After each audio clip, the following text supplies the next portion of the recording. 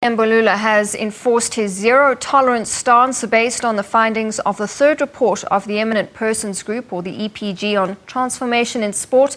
And to tell us more about exactly what this entails and what came out of the Sports Minister's press briefing just a short while ago, we're joined by our sports reporter Thabiso Sithole live from that briefing in Pretoria. Thabiso, good afternoon.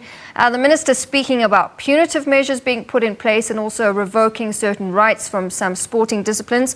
So he took quite a hard stance, didn't he? Definitely, Natasha, and welcome back to Pretoria right here. This is the office of the GCIS, Government Communication Officers, basically. It's been a hub of activity the whole morning, and as you rightly said, Natasha, the big story that came through are those 4 sporting codes that have, well, basically provisionally been suspended, if I can put it mildly, of hosting or bidding for any international events. It's a hard line, but we've heard the Minister, we've heard SASCOC say this over the years, that look, we want you to transform. If you don't transform, punitive measures are coming in. If somebody thought they were kidding, well, today is one of those days where it was shown that no, they were not kidding at all. But tell you what, I'm not going to be the person to tell you. I'm joined by President of SASCOC, Mr. Gideon Sam. Mr. Sam, thank you very much, sir, for joining us on SABC News Channel. We were sitting inside there listening to the Minister and the reports back from the EPG. We all know what came out, and one could say they're horrified, they're shocked. What's going on? Well, it's quite a number of areas that we have to assist our federations with. And I think for me, the biggest area is data collection. You know, to go to the EPG and give undertaking that you will achieve A, B, C, and D without a proper database is going to kill yourself. And I think what has happened here now is precisely that. They made promises and the promises have not been fulfilled. And I think the Minister has been mild in his punishment for the first time. But I think next time it's going to be more than what we have today. 4 federations, no more bidding and hosting until they get their house in order. It's a tough call because I know that some of these federations are looking at bidding and hosting some of the international events. But, you know, it's probably one of the things that we have to take on the chin and begin to work at that. If there is a way in which they can come forward and explain to the Minister what has gone wrong, maybe the Minister in his wisdom will then be able to accommodate them. But I think it's just nonsensical for federations not to have a proper database, especially when we as SASCOC has made that service available to them. We brought out guys here to say, here's a company, we will make sure that we find the money, but help them. And from the 4 provinces that they've gone to, the responses have been rather negative. And all the federations in the provinces are saying that our national federations have not asked us to give you this kind of information, which means that they have to suffer the consequences of not having that. I think, Mr. Sam, just to put into perspective as well for the viewers at home, that this is not the Minister saying you will not bid. You have failed to do this. These are the federations themselves who came and signed an agreement and said, judge us on 1, 2, 3, 4. And as you said, they're the ones who failed to meet their targets. Therefore, it should not be seen as government stepping in or government, you know, having a short hand and slapping them on the chin. These are transformation targets that they had set themselves. Yes, definitely. I think that for the viewers out there, just try and understand that this is not what government said to us. It is the federation themselves who went to government and said, look, if you want to judge me in the next year, I want you to judge me on the following. I am sure that I will achieve that. They have not achieved. So it is not pointing a finger at government. We have to look at the federations themselves and say, Rugby, what went wrong? And we as SASCOC will have to interact with those federations and say, come on guys, what went wrong? And they will have to give us the reasons for that, because that is what is going to help us with the others who are now coming on board. It is the federations themselves who said, we will achieve the following, and they have not achieved that. So don't blame the Minister, don't blame the department, don't point a finger at SASCOC, because you said you will achieve it and you have not achieved.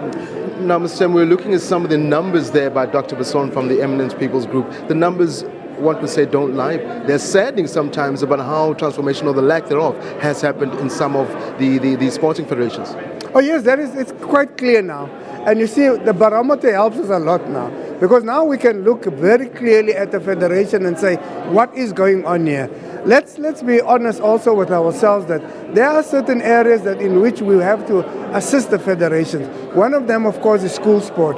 If we cannot see that throughput from schools, we are always going to have this kind of problems. And then secondly, we also need to look at what is this juncture between national and province. Because you hear from Dr. Basson saying that it is not happening in the provinces, and as a result, the national federations haven't got a handle on what they want to do. So these are the areas that we as SASCOC will have to sit down now and say, all right, so how do we deal with this? So it's not happening in school sport. There's an agreement between the two departments, but it's not really implemented. And he's emphasizing that we now have to implement what has been agreed by the two departments. So from us as SASCOC, yes, there's some work to do to help our federation. Now, finally, before you go back to studio, the 20th African Senior Championships were supposed to be held by Athletics South Africa sometime this year, I believe in June.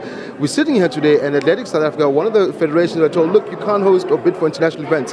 What's the situation with that? Or is it something that's still going to be reviewed?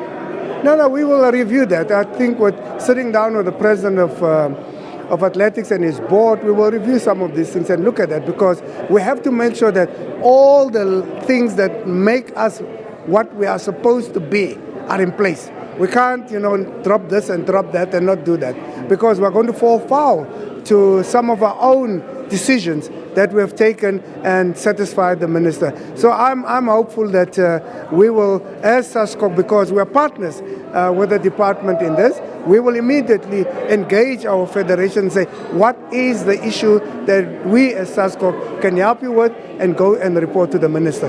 Mr. Gideon Sam, thank you very much for your time. So My pleasure. Later. Well, that's Gideon Sam, President of the South African Sports Confederation Olympic Committee. Just emphasizing what Mr. Sam has said, this is not government saying rugby you can't bid, or athletics you can't bid or host international events. These were agreements that the federations themselves signed with SASCOC, with the Sports and Recreation, and the minister saying, judge us on this. And basically what the Eminent Persons Group under Dr. Basson has said, you failed to meet your very own agreements, therefore you cannot host or bid for international events. But also, just to tell the viewers at home, this does not mean that athletes who are affiliated with those bodies cannot participate or perform internationally. They can still go and run at the Olympic Games, so hopefully by then it will be sorted out. They can still go and run at the IWF events as far as the athletes are concerned. They can still go and do netball tournaments. The problem is bidding and hosting locally international events, which we all know is what drives some federations, because that's money coming in.